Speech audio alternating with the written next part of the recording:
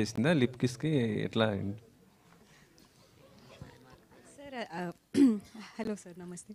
Firstly అది character శశికి రాఘవకి అయిన ఇది అది ఎలా ఉండాలి అంటే ఇప్పుడు స్క్రిప్ట్ డిమాండ్ చేసింది అనేది ఈ రోజుల్లో ఎక్కువ కొంచెం జోక్గా అయిపోతుంది సీరియస్ కన్నా. టు బి ఆనెస్ట్, అది దాని వెనకాల ఒక బ్యాక్ స్టోరీ ఉంది. ఫస్ట్ అది సాయి మోహన్ గారు చెప్పినప్పుడు నేను రక్షిత్ అండ్ ఇద్దరు అందరం వద్దు అని అనుకున్నాం.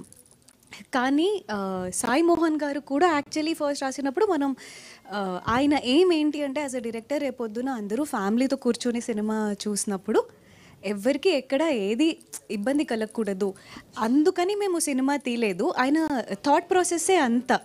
ఆయన he doesn't believe in this gen Z love story అన్నీ. Sai Mohan he believes in that ఒకప్పటి కాలంలో కళ్ళు చూసుకుని. టు బి ఆనెస్ట్, సినిమా మొత్తం మేము చాలా డైలాగ్ కన్నా ఎక్కువ కూడా కళ్ళతోనే ప్రేమించుకునే క్యారెక్టర్స్ అది. కానీ ఎప్పుడైతే ఆ సీన్ మేము అనుకున్నామో అప్పుడు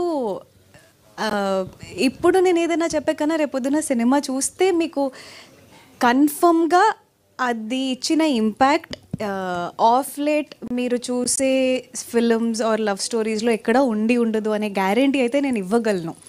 బికాజ్ మీరు అబ్జర్వ్ చేసి ఉంటే అది it is not about commerciality are romance. అక్కడ శశి ఏడుస్తూ you know she is giving that case, దానికి ఒక అర్థం అనేది రేపు సినిమా చూస్తేనే తెలుస్తుంది. But all I can promise is అర్థం లేకుండా అయితే అది లేదు.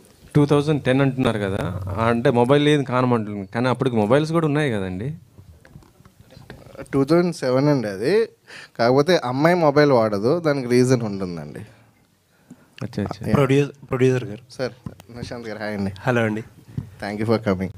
థ్యాంక్ యూ అండి.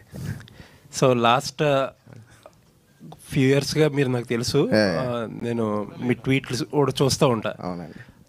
లాస్ట్ 1.5 ఇయర్లో చాలా ట్వీట్లు ఈ చిన్న సినిమాల గురించి, ఇబ్బందుల గురించి మల్టిపుల్ ట్వీట్స్ వేస్తూ ఉంటారు మీరు. అవునండి. అంటే ఇప్పుడు మీకు ఏం జరిగిందా ఎన్ని నేను అడగను కానీ. అవునండి. అండ్ లాస్ట్ ఒక 2 వీక్స్ బ్యాక్ రిలీజ్ చేసిన ఒక నోట్లో కూడా మీరు ఒక మాట అన్నారు, నాకు కూడా ఒక ఇండస్ట్రీలో గాడ్ ఫాదర్ ఉంటే బాగుంది అనిపించింది. అవునండి.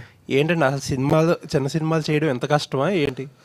చాలా కష్టం. నేను ఒక ఎగ్జాంపుల్ చెప్తా అండి. నేను మా సినిమాలో లవ్ స్టోరీ ఉన్న దీంట్లో యాక్షన్ పార్ట్ ఉంటుంది. నేను ఏమనుకున్నా అంటే యాక్షన్ పార్ట్ అంతా మన బడ్జెట్స్ అయ్యి చూసుకుని లాస్ట్లో షూట్ ప్లాన్ చేసుకుందాం అనుకున్నాం. అప్పుడు ఇండస్ట్రీ స్ట్రైక్ అయ్యి 30% హైక్ అయింది. 3 crores లోపు సినిమాలకి 10% హైక్